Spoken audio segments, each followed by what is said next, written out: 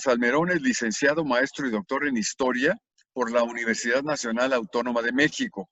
Tiene estudios de postdoctorado en la Escuela Nacional de Antropología e Historia. Ha escrito 8 libros y la introducción y edición de 10 más. Ha publicado 27 artículos académicos y capítulos en libros colectivos, además de numerosos textos de artículos de difusión sobre la historia y la historiografía de México en los siglos XIX y XX. Ha impartido más de 200 conferencias en diversos foros y congresos y difundido sus trabajos históricos en programas de radio, revistas, artículos de periódico, televisión, documentales cinematográficos y guiones museográficos. En el 2011 recibió el premio Jóvenes Científicos en el área de humanidades de la Academia Mexicana de la Ciencia.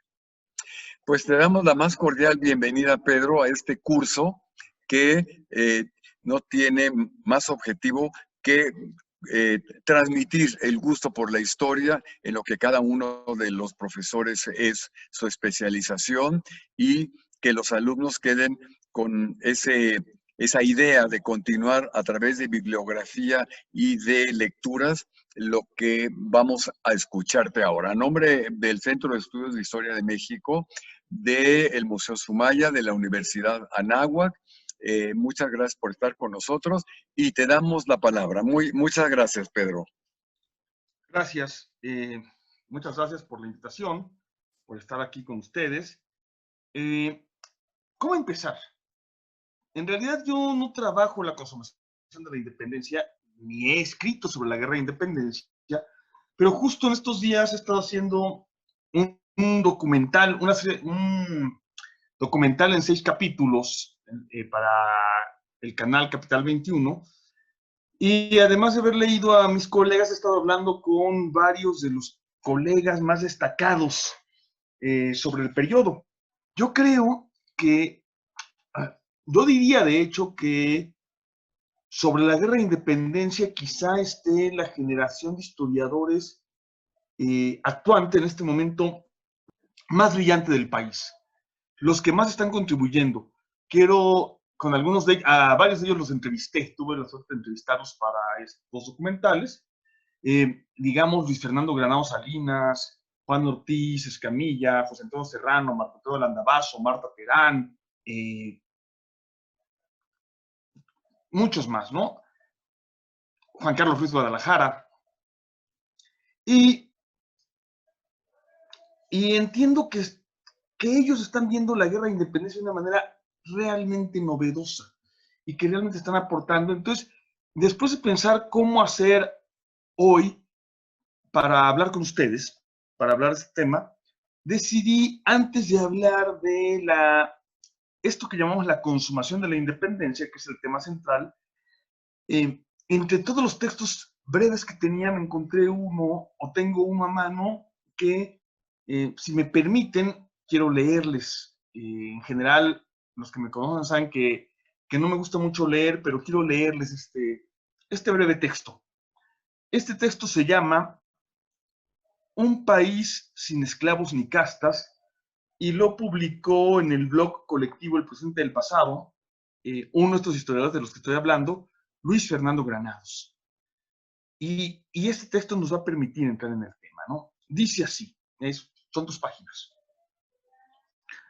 Hubo una vez un país que quiso ser y no pudo. Nacido el 6 de noviembre de 1813, se disolvió en el infortunio militar un par de años más tarde.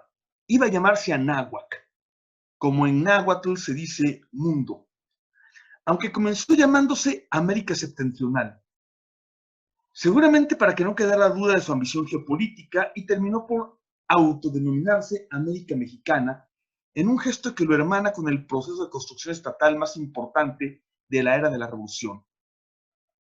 La Revolución de los Esclavos de Saint-Domingue, lo que hoy llamamos Haití.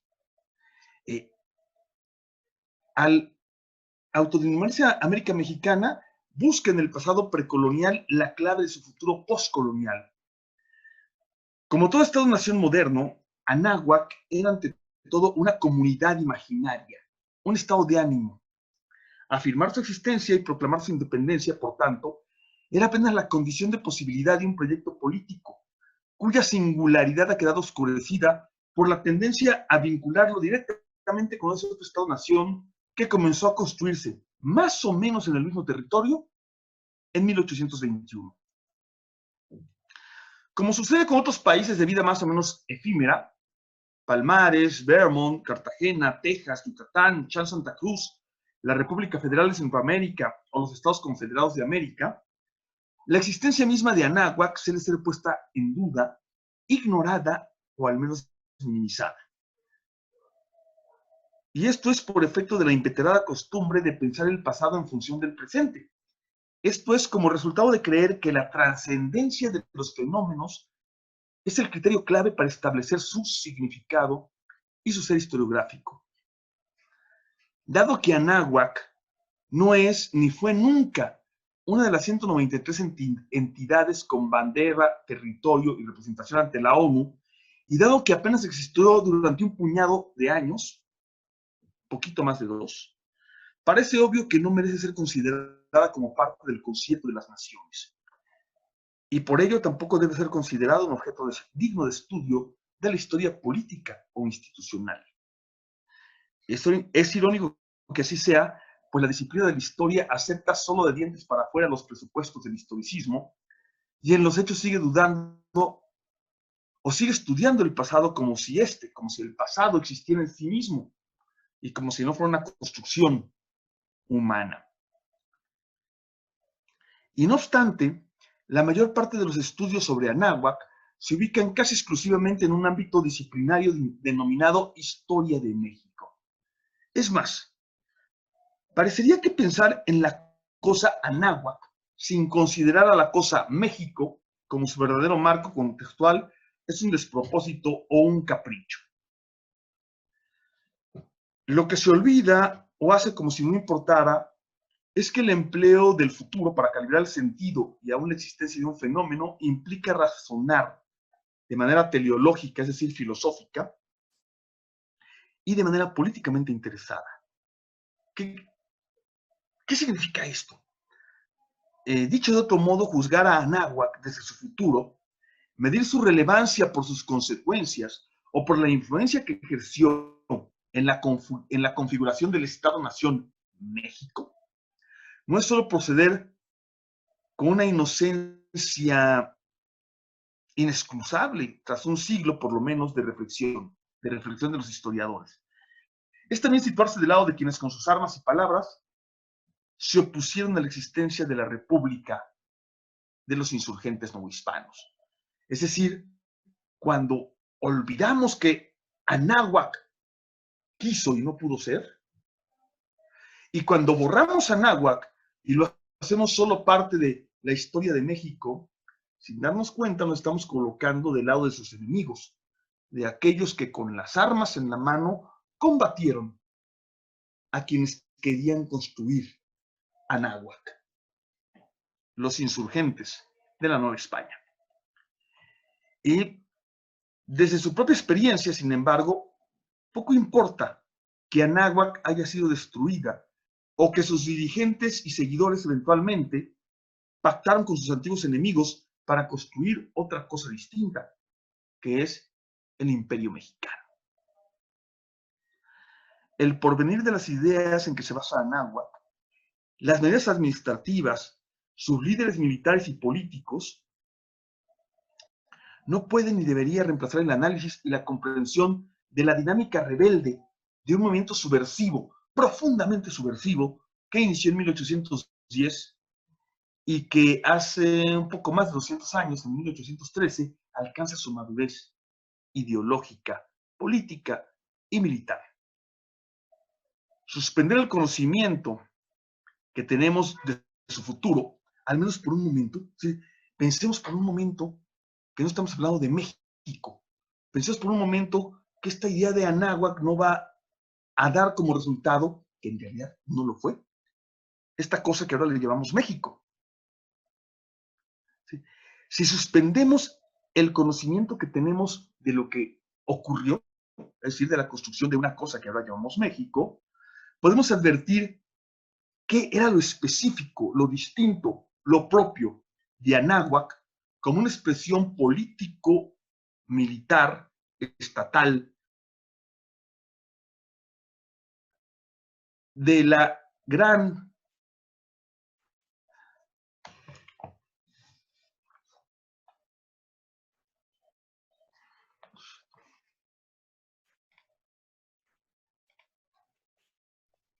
Se le escucha bien, doctor. ¿Sí? Es que como me decía aquí, ¿sí me han estado escuchando bien? Sí, se le escucha bien. Ok, sigo entonces, perdón, es que como que me sacó el coso este. Bueno, sigo. Decíamos que si tratamos de no pensar en lo que pasó después y nos centramos en Anáhuac, este fenómeno que tiene una realidad concreta, tangible, en los años de 1813 a 1815, podemos entender lo que hace distinto y específico a la gran revolución social, a la gran revuelta anticolonial, ¿sí?, que ocurrió en lo que también alguna vez se llamó Nueva España. Entonces pensemos, dice, sigo leyendo Luis Fernando Granados, prefiero pensar en Anáhuac de este modo, y no como un antecedente de la independencia mexicana. De hecho, pensemos en los documentos que le dan vida a Anáhuac, el primero de los cuales son los sentimientos de la nación, que todos deberíamos leer una y otra vez. Este texto fabuloso con el que José María Morelos inaugura los trabajos del Congreso de la Anáhuac, al que ahora llamamos también Congreso de Chilpancingo, porque inició sus trabajos en aquella ciudad. Y que concluye su trabajo de formación política con la Constitución de Apatzingán, promulgada ya en un momento de reflujo militar de la gran revolución social, y por lo tanto se promulga en una ciudad de la Tierra Caliente que es el bastión inexpugnable de los insurgentes cuando han ido perdiendo todas las regiones clave. Entonces pensemos otra vez en los sentimientos de la nación y la inauguración del Congreso de Anáhuac en Chilpancingo. Cuando desdeñamos esa insurgencia, solo resaltamos que se nos olvida que un grupo de personas imaginó por primera vez en la historia de la América continental, por segunda vez en la historia de América, quitando la independencia de Saint-Domingue, o sea, Haití, un país de iguales, un país sin castas, sin esclavos, sin distinciones sociales por nacimiento de ninguna especie, y también con la idea de lo que mucho después se llamó justicia social, de retribución social, de control de los pueblos sobre sus tierras, de moderación de la indigencia y la opulencia, dice José María Morelos. Termino con el texto de Luis Fernando Granados. Hasta aquí el texto del doctor Granados. Y esta fantasía que hace, que no es una fantasía, este recordatorio que hace Luis Fernando Granados del gran momento de la guerra de independencia, nos permite entender, diferenciar la guerra de independencia en México de 1810 a 1815 como una gran revolución social que trastoca los cimientos, que destruye, dice Edmundo Gorman en su discurso de ingreso a la Academia Mexicana de la Historia, que en 5 meses el cura Hidalgo, en 4 meses, destruye, hiere de muerte el régimen colonial español. Ahora está de moda decir que no hubo régimen colonial, que no había opresión. Incluso me acabo de meter en un debate en redes sociales con una historiadora muy famosa en los medios, que dice que la esclavitud estaba bien, que les iba muy bonito y que, a ver, podríamos hablar de los mecanismos de la opresión, de la extracción, de las hambrunas recurrentes que demostró Enrique Flores Cano hace más de medio siglo en un libro clásico. ¿Sí? Pero está de moda edulcorar, ponerle azuquitar, suavizar y decir que no hubo presión, que no hubo colonia. Está de moda retomar la vieja idea conservadora, según la cual en el siglo XVIII este país era una independencia, lo destruyó. Todo lo cual es falso. Pero por eso tendríamos que ver, y en todo caso les diría mejor inviten a Luis Fernando Granados, por ejemplo, ¿no? A Juan Carlos Ruiz de Guadalajara, a Marta Terán, a el gran biógrafo de Hidalgo y Morelos. En fin, o sea, hablemos entonces de la consumación. Solo quería dejar sentado, sin lugar a duda, aunque tenemos que hablarlo, que hay un régimen de opresión colonial profundamente desigual, en el cual los pobres mueren de hambre y los ricos son extraordinariamente ricos, y que frente a este orden colonial brutal hay una revolución social que inicia con Hidalgo y que inicia desde Hidalgo con la idea de independencia política y de supresión de la esclavitud, de los tributos, de las castas, de los orígenes de la desigualdad. Y esta revolución social llega a su cumbre con esta idea de Anáhuac, 1813-1815, con Morelos. Bien, esta idea de Anáhuac es derrotada en los campos de batalla y barrida. Y solo en las regiones más remotas, más aisladas, más abruptas del país, resisten los descendientes de los grandes generales ejecutados o muertos en combate. Morelos, Galeana, Matamoros, Torres, etc. Y el más significativo es un arriero mulato, que es Vicente Guerrero, que resiste durante 5 años en las montañas del sur, en el estado, en la región que ahora lleva su nombre, el estado de Guerrero. No es el único. Pero esta gran rebelión militar fue vencida en el campo de batalla. ¿Quiénes la derrotan? No la derrotan españoles, si por españoles entendemos los que nacieron en España o los que vienen de España como militares a combatirlos. El militar más importante sí había nacido en España, ¿sí? Félix María Calleja, pero tenía más de 20 años de vivir en México y aquí tenía familia. Y debajo de él, sus subordinados, sus lugartenientes, los que combaten a la Gran Revolución Popular, son básicamente nacidos en esta tierra. Personajes como Antonio López de Santana, Anastasio Bustamante, Manuel Gómez Pedraza, José Joaquín de Herrera, Mariano Arista, Mariano Paredes y Arrillaga, y todos los que dije, los dije a propósito porque todos ellos, todos estos que combaten de 1810 a 1820 con las armas en la mano a la Gran Revolución Social y que la derrotan en el campo de batalla, todos estos serían presidentes de la República entre 1830 y 1854. De hecho, dominarían la vida política de la República durante todo ese periodo. Los contrarrevolucionarios.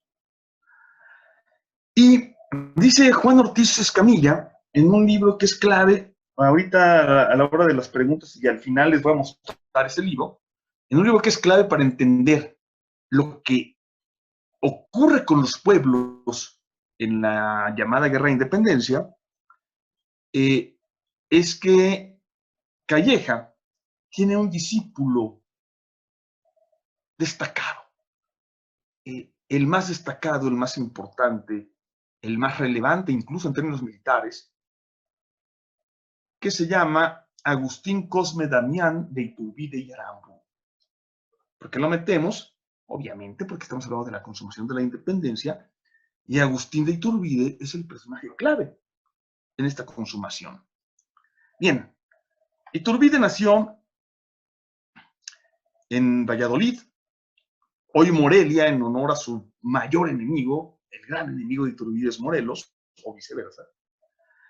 Iturbide nace en Valladolid en el año de 1783, ingresa al servicio de las armas en 1798, o sea, a diferencia de otros de los que ya mencioné, Iturbide sí era militar de carrera, forma parte de una familia de prestigio, se casa con la hija de uno de los comerciantes más importantes de Michoacán. Cuando empieza el movimiento de independencia, ya era un oficial prestigiado y reconocido, y se lanza a hacer la guerra contra Hidalgo primero y contra Morelos después. Y declara, esto también sería otro tema, pero no viene al caso ahorita, pero hace la declaración clara de que Hidalgo y Morelos son la destrucción, la horda, la plebe. Iturbide va a destacar por su capacidad militar y por su crueldad.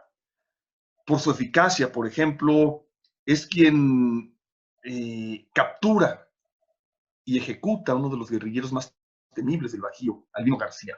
El área de operaciones de Iturbide es el actual estado de Guanajuato y partes limítrofes de los estados circundantes, pero básicamente Guanajuato. Y ahí captura y ejecuta a Albino García y se vuelve coronel de un regimiento de élite, el regimiento de Celaya. Podríamos contar muchas cosas, pero quiero contarles una estampa para saber quién era Iturbide, para poner al personaje en su contexto, sin maquillaje, y luego leer un documento de Iturbide para pasar a la tercera y última parte de esta charla. Les cuento la estampa, se las platico. En la noche del 29 al 30 de noviembre de 1814, un poco más de 300 mujeres fueron arrestadas en la ciudad de Pénjamo y las haciendas vecinas a Pénjamo, Guanajuato. Las arrestan las tropas del coronel Iturbide. Fueron, como digo, un poco más de 300 las mujeres que con sus hijas fueron llevadas por la fuerza a las ciudades de Irapuato y Guanajuato, donde fueron encarceladas sin formación de causa en los conventos de recogidas y arrepentidas de esas dos ciudades. El coronel Iturbide informó a su jefe, el ya mencionado general Félix María Calleja, que había trasladado a, comillas, cito del documento de Iturbide, a todas las mujeres de los insurgentes, y luego en otros documentos dice, entre las frases está la Amasia de José Antonio El Amo Torres, uno de los principales caudillos insurgentes, algunas parientas de don José Sixto Verduzco, uno de los diputados del Congreso de Anáhuac, y las esposas amasias, hermanas, madres e hijas de otros personajes adictos a la causa de Anáhuac. Estas mujeres estuvieron más de 2 años presas y a lo largo del primer semestre de 1817 fueron liberadas gradualmente, una por una. Bien. ¿Por qué Iturbide encarcela a estas 300 mujeres, a las mujeres de Pénjamo?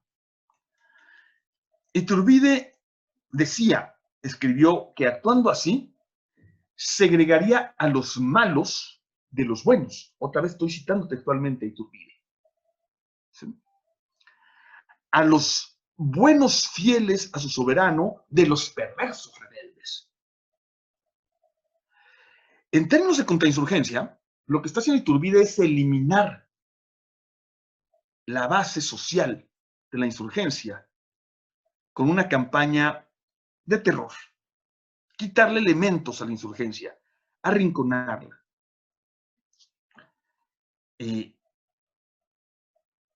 Entonces Iturbide ordena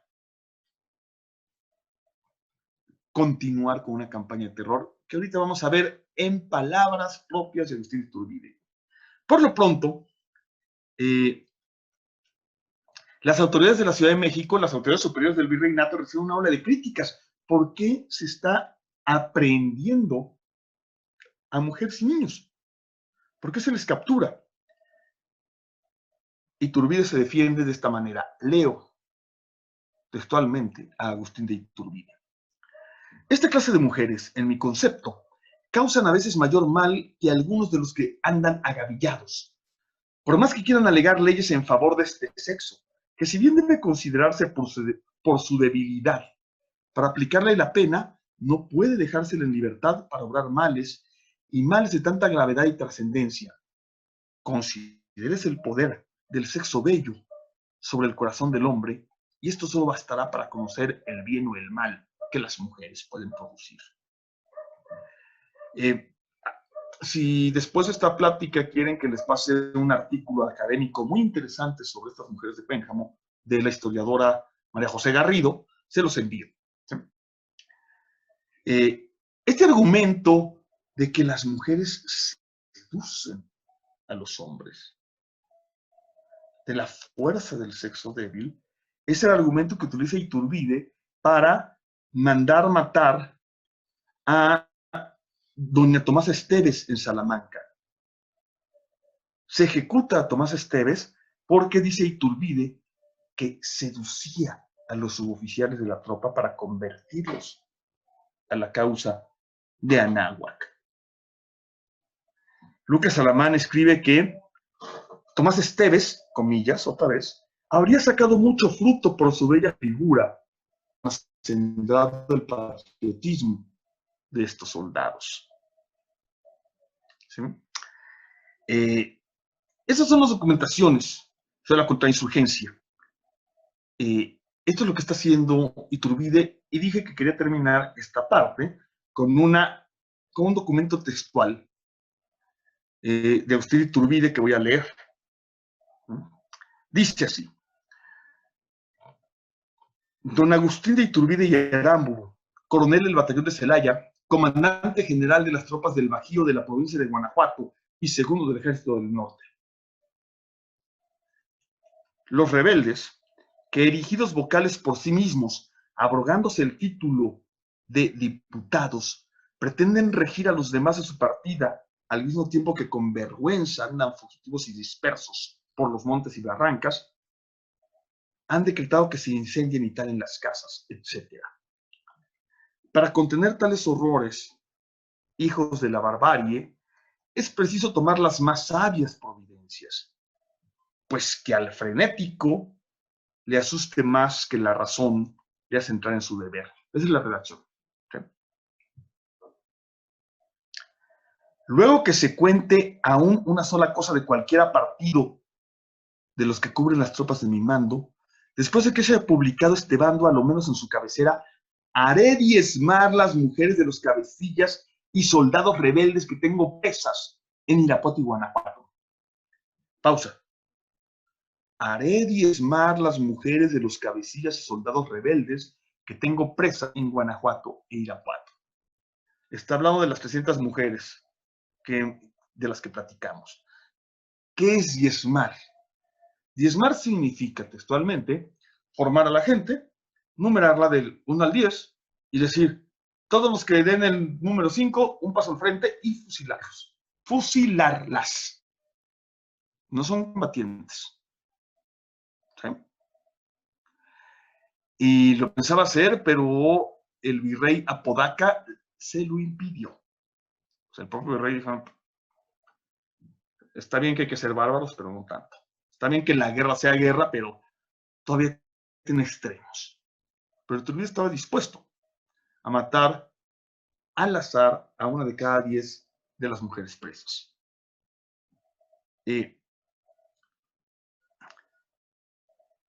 Sigo. Repito desde ese párrafo. Haré diezmar las mujeres de los cabecillas y soldados rebeldes que tengo presas en Guanajuato e Irapuato, y las que en lo sucesivo aprendiere. A las que toque la suerte serán fusiladas, y puesta su cabeza en el lugar donde los de su partido hayan cometido el delito que se castiga.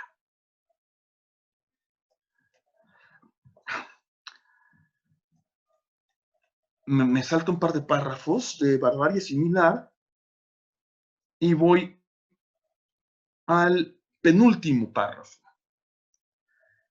Finalmente, si estos castigos ejemplares y terribles no fueron suficientes para contener los horrores de los rebeldes, inaudito ciertamente en todo país culto, entraré a sangre y fuego en todo territorio rebelde, destruiré, aniquilaré cuanto hoy está en posesión de los malos. Valle de Santiago, Pénjamo, Pueblo Nuevo. Valle de Santiago, Pénjamo, Pueblo Nuevo, Piedra Gorda, Santa Cruz, etcétera, etcétera, dejarán de existir. Y para que lleguen noticias de todos y nadie alegue ignorancia, mando se publique por bando en todo este distrito, fijándose en los lugares públicos, dado en la villa de Salamanca, 30 de diciembre de 1814. Bien, ese es Iturbide. Tercera parte, a ver si ponemos orden. Primera parte es Anáhuac. Segunda parte, Iturbide. Tercera parte, consumación. Tercera parte y final. En 1820 hay una rebelión liberal en España que obliga al rey Fernando a jurar la Constitución liberal hecha en Cádiz en 1812. Insisto, otra historia. Y por lo tanto, en 1820, España deja de ser una monarquía absoluta para convertirse en una monarquía constitucional y se le reconoce ciudadanía a todos los españoles peninsulares y españoles americanos y a los indios. Los españoles americanos y los indios que reúnan ciertas características adquieren ciudadanía. Pero no queda abolida la esclavitud, ni se le da ciudadanía a las castas, ni a los mulatos, ni a los afrodescendientes, que se les llamaba negros. Aquí hay una gran diferencia. El liberalismo español no es igualitario y establece una supuesta democracia de propietarios. Cuando en Hidalgo, en Morelos y en sus continuadores, el principal de los cuales es Guerrero, la igualdad ante la ley es completa. Y no hay distinción por origen y además, como todos ustedes saben, la Constitución está abolida por los insurgentes desde octubre de 1810. La Constitución de Cádiz no lo hace, pero introduce un sistema liberal progresivo. Y entonces, quienes en lo que hoy llamamos México, quienes en Nueva España habían luchado durante 10 años contra el liberalismo, contra la supresión de los privilegios o de los privilegios más escandalosos, se organizan para impedir que la Constitución entre en vigor en la Nueva España y en un proceso político-militar logran que el virrey nombre comandante militar de las tropas del sur para acabar con Guerrero a Agustín de Iturbide. Iturbide va al sur y no entra en la montaña, no va a buscar a Guerrero, sabe que no hay forma de bajarlo de la montaña. Y entonces proclama un plan, el plan de Iguala, en el cual logra reunir a las élites criollas y al ejército que en estos 10 años de guerra civil se ha convertido en pieza clave de la vida política, social y económica de la Nueva España, con el alto clero y con los grandes propietarios y sobre todo los agiotistas, los prestamistas. En este plan no se propone ninguna transformación esencial al antiguo régimen. Por el contrario, reivindica las antiguas ideas frente al liberalismo. El plan de Iguala declara abolida la Constitución de Cádiz y establece que el clero secular y regular será conservado con todos sus fueros. Pero no solo eso, no solo dice eso, dice que la Nueva España, la América septentrional, la América mexicana ha florecido gracias a España. Es un llamado a la independencia en donde se dice que si este país es país, se lo debe a su dominador. Y en donde además reprueba y acusa de terrorista a la rebelión de Hidalgo y Morelos. El plan de Iguala es un documento brutal. Y lo proclama este hombre que es de los que ahogan a sangre y fuego la revolución social. Entonces, la consumación de la independencia es, en realidad, un cuartelazo con el apoyo de los grupos dominantes en un país arruinado más que por la guerra interna, por circunstancias económicas internacionales, en el cual los grupos de poder, los grupos privilegiados, construyen o intentan construir una república después de haber derrotado a la gran revolución social. La herencia es un poco el desastre. ¿Sí? Durante 35 años, el país tuvo 24 titulares del Poder Ejecutivo. De esos 24, 13 habían sido militares realistas, contrainsurgentes. De esos 13, 2 gobernaron en conjunto más de 13 años, Antonio López de Santana y Anastasio Bustamante. Mencionémonos a los 13 que gobernaron: Agustín de Iturbide, Pedro Celestino Negrete, Anastasio Bustamante, Manuel Gómez Pedraza, Antonio López de Santana, Manuel Barragán, Valentín Canalizo, José Joaquín Herrera, Mariano Paredes y Arrillaga, José Mariano Salas, Pedro María Naya, Mariano Arista y Manuel María Lombardini. Ojo, no los meto a todos en el mismo cajón. Hombres como Pedraza, Herrera y Arista eran hombres honestos, pero sin proyecto, o sin más proyecto que la preservación del antiguo régimen y de los privilegios del antiguo régimen.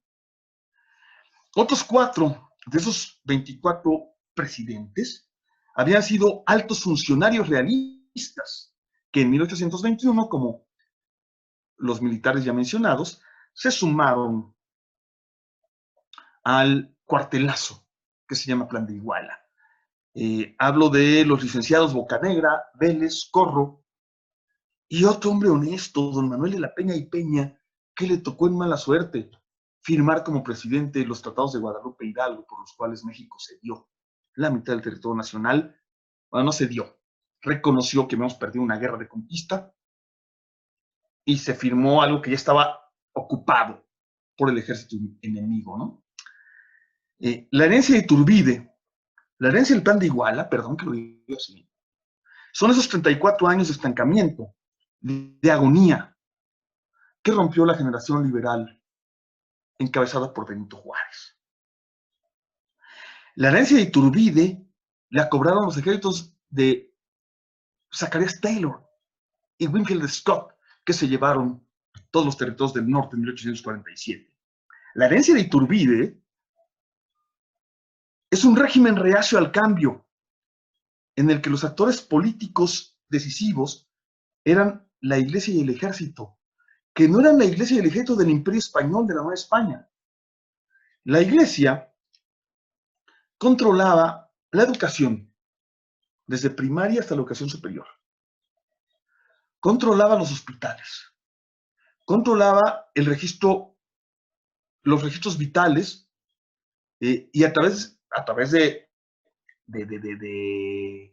los bautismos y los panteones, y a través de eso controlaba también las elecciones, porque las elecciones se hacían en las parroquias. Y después de una crisis económica del Imperio Español, en 1804 controlaba la mayor parte de las haciendas productivas y del dinero circulante. Y el ejército, formado, cuya élite, los coroneles y generales, eran hacendados y comerciantes, controlaban la política.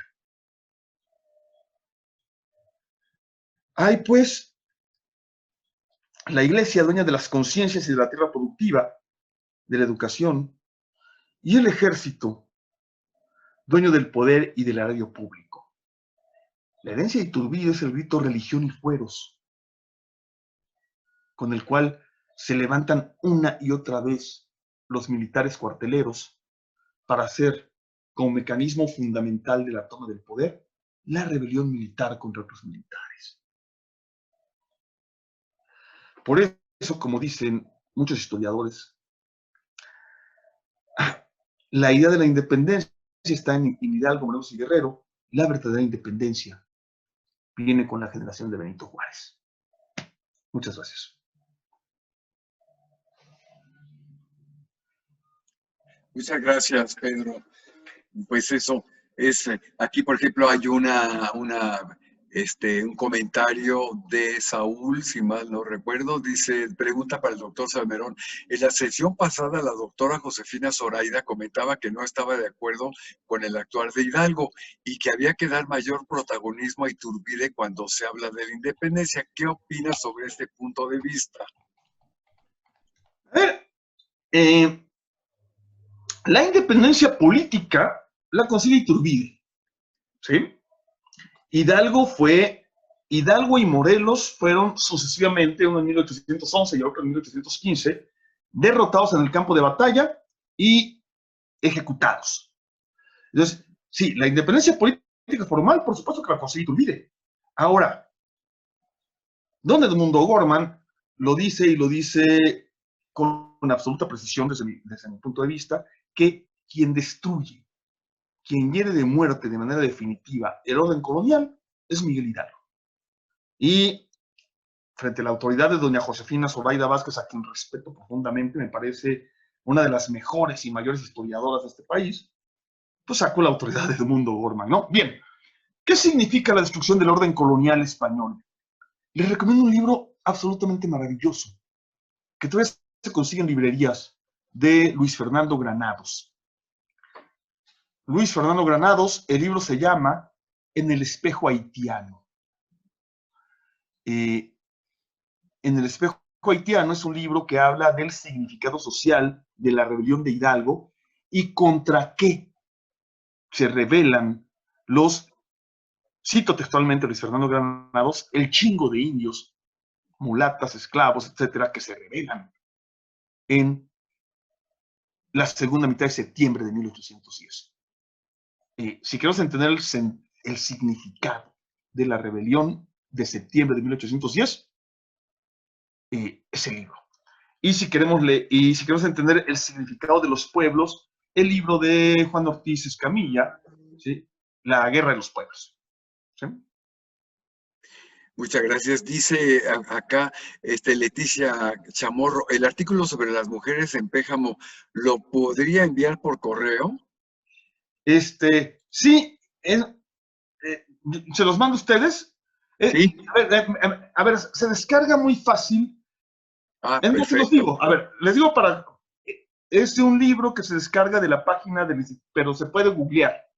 El libro lo coordina el doctor Felipe Castro y se llama Disidencia y disidentes en la historia de México. Ahí va. Disidencia y disidentes en la historia de México, coordinado por Felipe Castro y Marcela Terrazas. Y si lo googlean así, van a encontrar que pueden descargar cada capítulo de ese libro, y el capítulo de María José Garrido se titula justamente Las mujeres de Pénjamo, se descarga así en PDF. Sin embargo, si quedan dudas, cualquier pregunta, y yo les envío el enlace. Si me preguntan en Twitter, que es como yo me entiendo más fácil, mi Twitter es Sanginés-Pedro. Pero se los mando, pero se descarga muy fácil. Googleen María José Garrido, las mujeres de Pénjamo, y van a encontrar el enlace al artículo. Perfecto. Hay muchas preguntas. Yo no sé si el tiempo te dé, porque sabemos que tienes No, fíjate que cancelé lo que tenía que hacer, entonces tenemos una buena media hora para contestar. Ah, perfecto. La maestra Luz María dice, Iturbide tuvo tan poco poder que su imperio duró escasamente un año. ¿No es mucho decir que el desbarajuste posterior es la herencia de Iturbide? La herencia de Iturbide no es Iturbide, o sea, por eso no dije Iturbide, dije su herencia. La herencia de Iturbide para mí es el modelo de Iturbide, la forma de Iturbide, la república basada en el privilegio, en el control eclesiástico militar de la vida pública, que están claramente estipulados en el Plan de Iguala, claramente estipulados en las bases del imperio mexicano, de los, como bien dice la maestra, escasos meses que dura el imperio, y controlado, dominado por los discípulos, seguidores, amigos de Iturbide, ¿sí? Que ya los mencionamos, ¿no? Entonces, por eso le llamo la herencia de Iturbide más que Iturbide. Perfecto. Ángel Rafael dice, ¿qué importancia tuvo la reunión de militares de Jalapa en 1808? Es una más de las reuniones previas, ¿no? De las llamadas conspiraciones, de las cuales pues, la que más recordamos por el efecto que tuvo es la de Querétaro, ¿no? Pero es una más, es la búsqueda de soluciones a la crisis del imperio. Sí. Bueno, tienes muchas felicitaciones. Yo no las leo todas porque pues se nos acaba el tiempo. Simón Manuel, dame un segundo porque voy por agua. Ok, perfecto. Nada más voy a servirme de acuerdo. Agua. Yo también voy a servirme agua. Pues yo creo que ha sido muy interesante esta plática del doctor Salmerón porque nos está dando otro punto de vista y yo creo que eso es muy, muy importante para poder finalmente cada uno de los estudiantes armar su propio criterio, ¿no? Pero yo creo que lo que nos ha estado comentando es verdaderamente muy, muy interesante y a veces muy desconocido.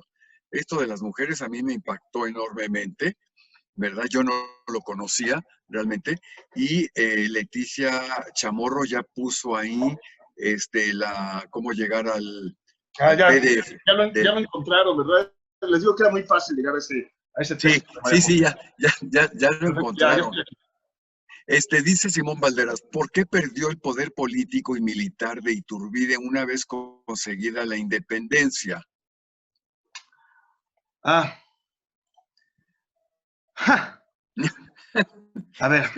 ver cómo lo sintetizo. En realidad, el acuerdo al que llega Iturbide es un acuerdo muy frágil. Iturbide logra convencer a la mayor parte de los realistas de su plan porque promete invitar al rey Fernando a gobernar acá, a reinar en México, en el Plan de Iguala, ratificado en los Tratados de Córdoba. Se dice que venga a reinar Fernando VII, que era un pasguato y un pero eso aparte, o a alguien que él designara. Cuando no llega y un cuartelazo, un segundo cuartelazo eleva a Iturbide al poder, nadie queda contento. La gran pregunta en todo caso es ¿por qué Guerrero aceptó con Iturbide? Y una de las grandes respuestas que me la acaban de dar en los documentales que podrán ver a partir de septiembre en Capital 21, la gran respuesta que me dieron mis colegas Juan Ortiz Escamilla y Luis Fernando Granados es que Guerrero le pone como condición fundamental a Iturbide la independencia política, pero también la igualdad que no está contemplada en la Constitución de Cádiz y que Iturbide acepta de dientes para afuera. Pero una vez que Iturbide se eleva al poder, Guerrero rompe el pacto. Y el primero que se rebela contra Iturbide es Guadalupe Victoria, otro de los insurgentes, de los grandes capitanes de Morelos, que nunca aceptó el pacto, ¿no? Entonces, cuando Iturbide se eleva, el pacto que había hecho se rompe. Y se ve que no tenía realmente ningún poder, ¿no? Se cae solo.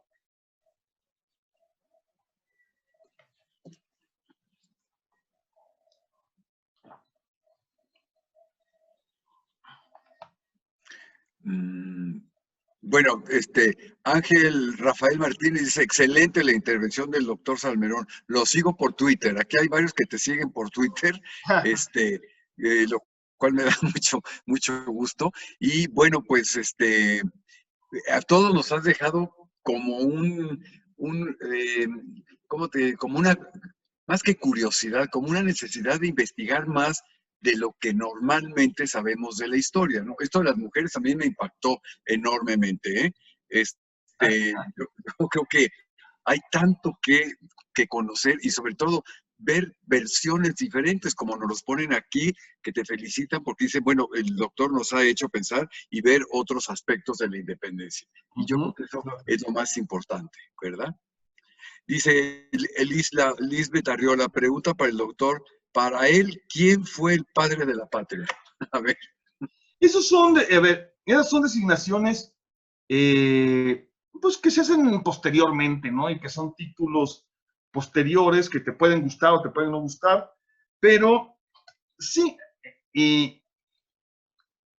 por ejemplo, los Estados Unidos reconocen como su fecha de independencia un momento que precede en 11 años a su verdadera independencia.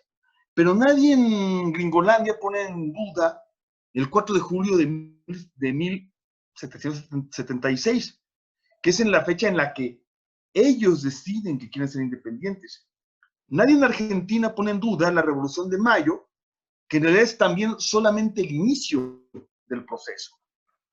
Entonces, en general, como en Estados Unidos, como en Argentina, como en Colombia, podríamos poner la fecha inicial, que es sin duda la noche del 15 al 16 de septiembre de 1810, sin discutirla. Pero aquí hay quienes discuten esa fecha. ¿Por qué? Básicamente porque detestan al cura Hidalgo. ¿Y qué detestan en Hidalgo?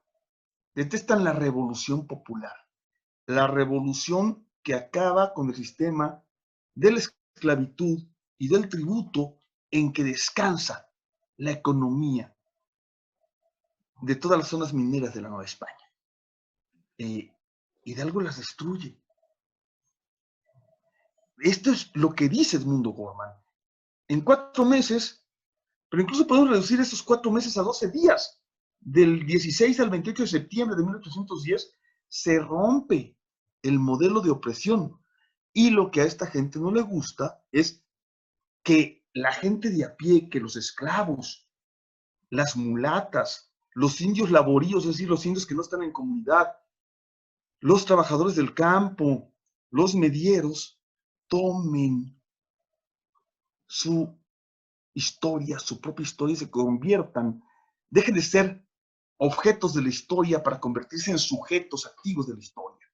Y eso es lo que no les gusta. Y entonces por eso discuten, no, en realidad el padre de la patria es Iturbide, cuando en todos los demás países de América se reconoce la fecha inicial como la fecha de arranque de la independencia, y por eso reconocen, insisto, los gringos 1776, los argentinos la Revolución de Mayo, etc. El padre de la patria es el cura Hidalgo, compañeros. También comenta Luz María Lozada, dice, entonces el abrazo de Acatempan es una farsa. No. Esa es la parte más complicada. Ahí me gustaría que hablaran con... Hay dos grandes historiadores a los que pueden buscar para eso, que son Jesús Hernández Jaimes, profesor de la Facultad de Filosofía y Letras de la UNAM, y Teresa Pavía, de la Universidad Autónoma de Guerrero, que la pregunta es, ¿por qué Guerrero acepta? Creo que de alguna manera ya contesté. Guerrero sabe que está vencido, que está derrotado, ¿sí? Y entonces, pero está vencido en términos estratégicos, pero es invencible en términos tácticos. Nadie lo puede bajar de las montañas. ¿Sí? Y entonces acepta el pacto con estas dos condiciones. Hay que preguntarse por Guerrero. Es un personaje al que hemos tratado mal en la historia. Hay que recuperar a don Vicente Guerrero. Ujú, sí. Marta Silva, no sé si ella habla sobre la objetividad en el análisis del siglo XIX y sus actores, que por qué no se ha trabajado esto. No, yo creo que sí. Es que hay que leer a estos historiadores a los que...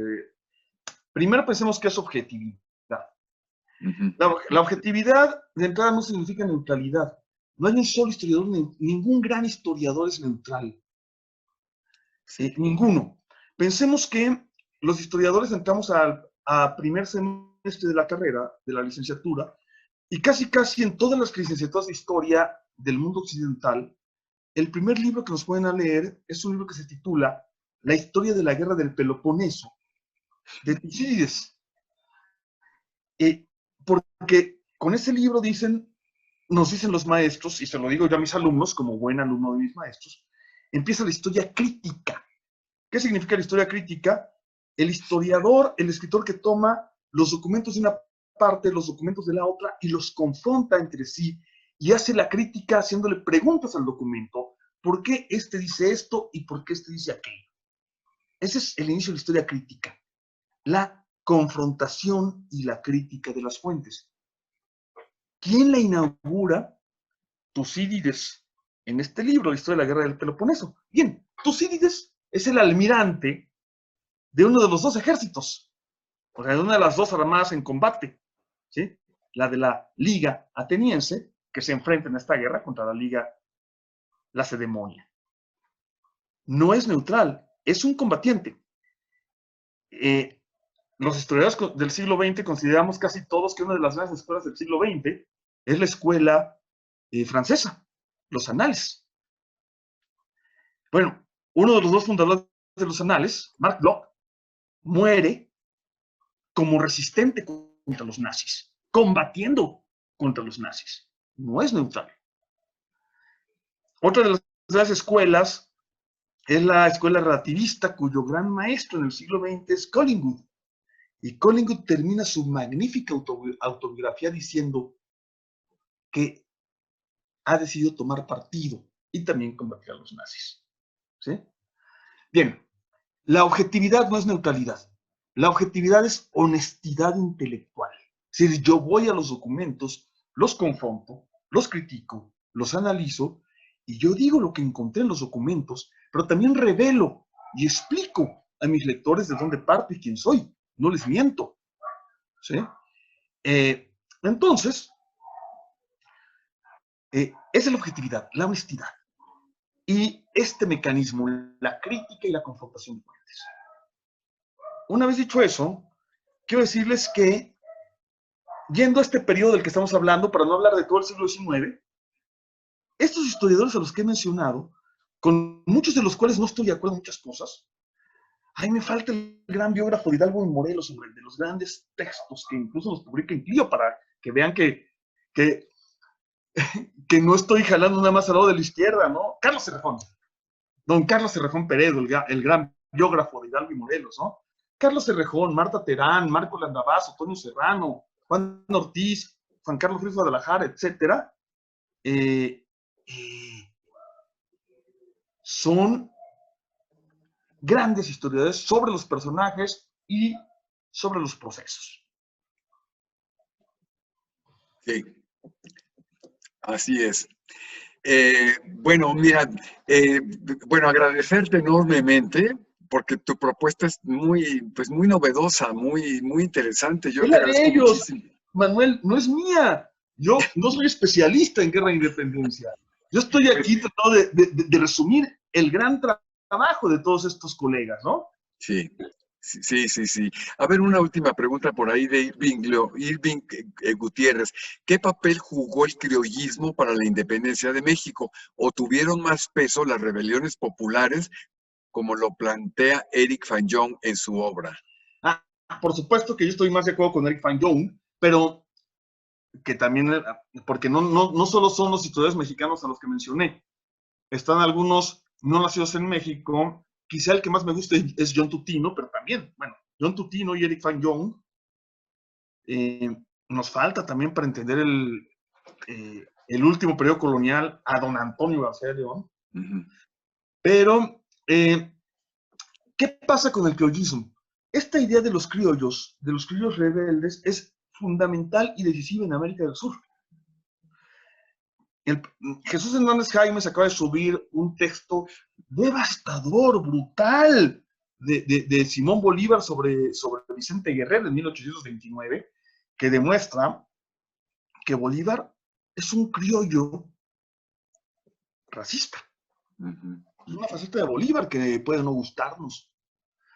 Que Bolívar, para declarar abolida la esclavitud en la Gran Colombia, necesita una o dos derrotas y que Petión lo recibe en Haití, le ayude, le dé fuerza para regresar a Bolívar a la Gran Colombia y le ponga una única condición, que es abolir la esclavitud. O sea, no nace de Bolívar, se lo imponen. Y San Martín y O'Higgins y los héroes de la Revolución de Mayo en Argentina son criollos que buscan una revolución política. Acá hubiera pasado eso sin los sucesos sin la peculiaridad social de México, eso es fundamental, pero también, digamos, sin los hechos del 15 y el 16 de septiembre, cuando un personaje fabuloso del que no hemos hablado, el capitán don Ignacio María de Allende y Unzaga, que era criollo, rico, libre, tenía 40 años, una novia en cada pueblo, los mejores caballos del Bajío, capitán de los demás, o sea, no se le había perdido nada a una revolución, no va por cosas personales. Allende es el equivalente mexicano de Bolívar y San Martín. Las ideas de Allende son perfectamente equivalentes a las de Bolívar y San Martín. Pero la raza, el pueblo, la multitud, cuando escucha a Hidalgo, cuando están con Hidalgo, saben, este señor está diciendo lo que nosotros estamos diciendo. Y si Hidalgo toma el mando en la noche del 15 de septiembre, cuando Allende hace lo que yo hubiera hecho, hombre, o sea, llegan a decirle, ya los descubrieron, y Allende dice lo lógico, huyamos, vámonos. Cuando les avisan ahí en Dolores que ya prendieron a don Miguel Domínguez y a todos los conspiradores de Querétaro, llega el mensaje de la corregidora, otro personajazo, doña Josefa, les llega el mensaje, y Allende, la reacción de Allende es la natural, huyamos, ya se cayó todo. Y don Miguel Hidalgo dice, no, aquí no queda más remedio que ir a coger gachupines. Y permíteme, Manuel, ser ligeramente vulgar.